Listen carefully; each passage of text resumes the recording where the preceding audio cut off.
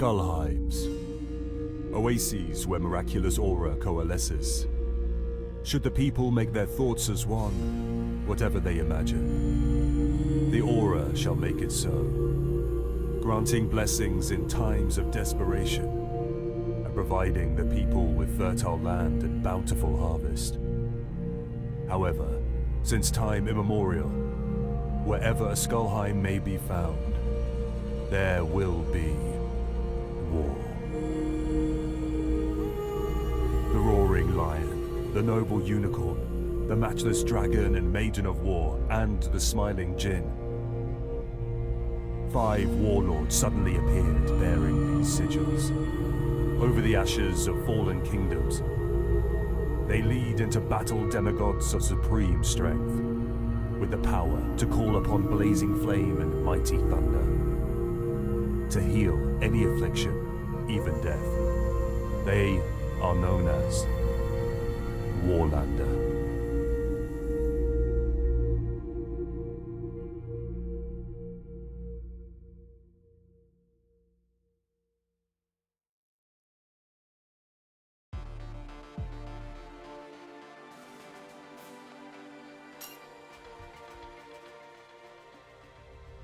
Deep within the depths of each Skullheim lies the very heart of Aura. The warlords encountered a powerful presence shrouded in wonder. I am one who serves the High Law, now yours to command. Great Lord, confess to me your desires, and I shall make them so. So spoke the being to each warlord. And what they desired, think thee it be peace, prosperity beyond measure? Nay, for in this world cursed by endless war, there can be but one wish. An army of immortal soldiers, against whom no enemy shall stand. So answered the 5 warlords as if in unison. And thus the presence in whom divine knowledge and imagination intertwine, created from crystallized aura, that which birthed those indomitable soldiers, the Bethlet cause. So long as these artifacts hold, the immortal soldiers shall be born unceasingly, and the eternal war must go on.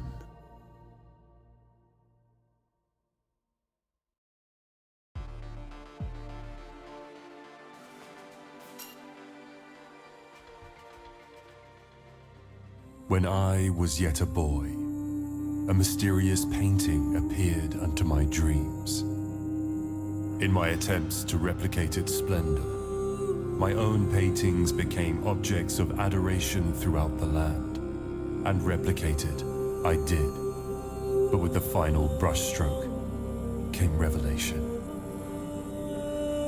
That of the true nature of the world, and the power to command it at my fingertips. Become the ruler of this world. So came the roar of heaven, planting in me not but a nameless soldier, a tremendous ambition. An ambition that led me to conquer every land under the sun. And so I came to know the true nature of the world, and was transformed into a mighty demigod of unparalleled skill. In my youth, I was enraptured with a tale in which a wondrous dragon appeared. I thus spent my life exploring wild jungles, frozen hills, and ruined cities. The dragon, myth though it was, inspired in me a curiosity that drew me into a world of adventure. Until at last, I met a dragon from myth in an unexplored land, and gained knowledge of the true nature of the world and the holy power to heal any wound, even to revive the dead.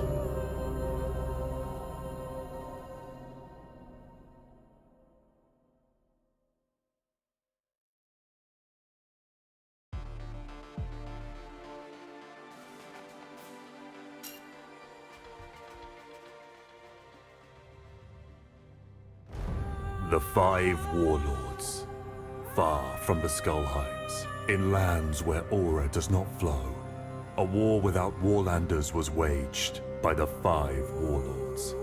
Tens of thousands of soldiers clashed with mortal bodies bereft of magic. In battle after death-filled battle at the order of each of the five.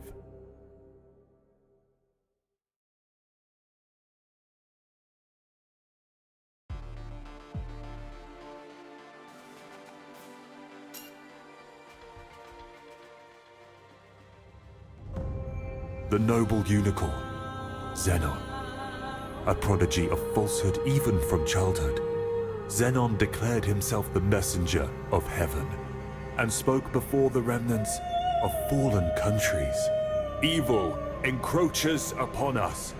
Only by fighting in the holy war can you find salvation. Thus, the number of his believers grew, and with them his soldiers.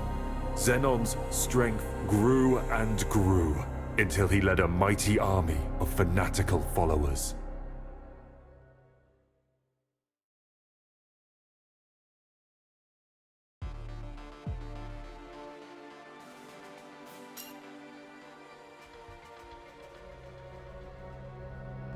The roaring lion, Leon. Leon was raised as the sole prince of a great kingdom. His pride was unmatched. Those he did not find beautiful were beneath him. Subordinates, common folk, animals, nature, life in all its forms. His every day is spent before a mirror, singing his own praises. In his love of all things beautiful, he has waged a war of extermination on the non-human races. His war is fought under a bloody banner he calls justice.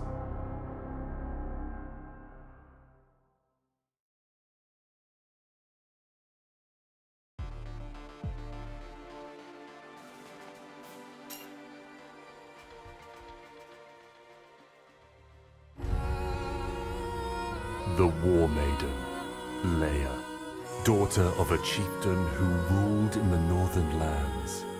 Leia slew her father during an argument at the young age of 14, and then her two brothers in duels as they fought to punish her for her transgressions.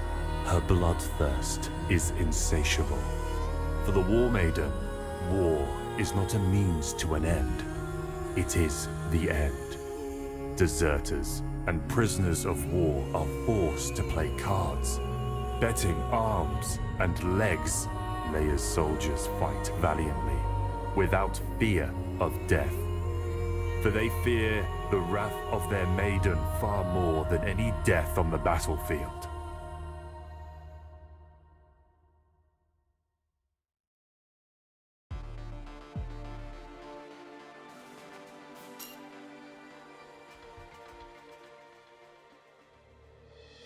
The smiling Jinn, Val Hazard. Hazard arrived from a faraway land, and through money lending, acquired enormous wealth. Women, men. Val Hazard collected 1,000 concubines without prejudice, holding them all in his opulent palace. In the shadow of this glorious palace lie the poor and the starving. Those in debt have no choice but to sell their sons to Val Hazard as soldiers. The legions of the Smiling Jinn march on to satiate Hazard's endless gluttony.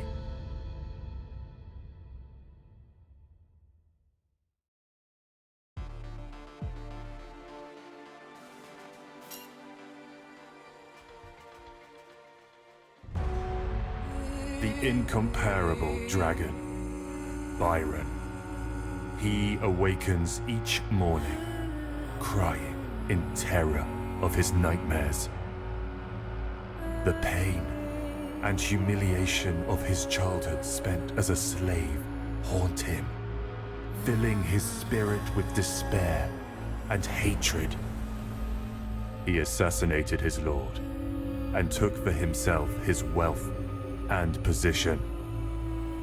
Then, he gathered criminals and gutter scum to form an army and unleashed his vendetta against all of existence. Any city invaded by his army must submit immediately or face destruction absolute. Elders, children, even dogs stand at the mercy of Byron's army. For Byron, there is but one desire that drives him: to turn the whole world gray as ash.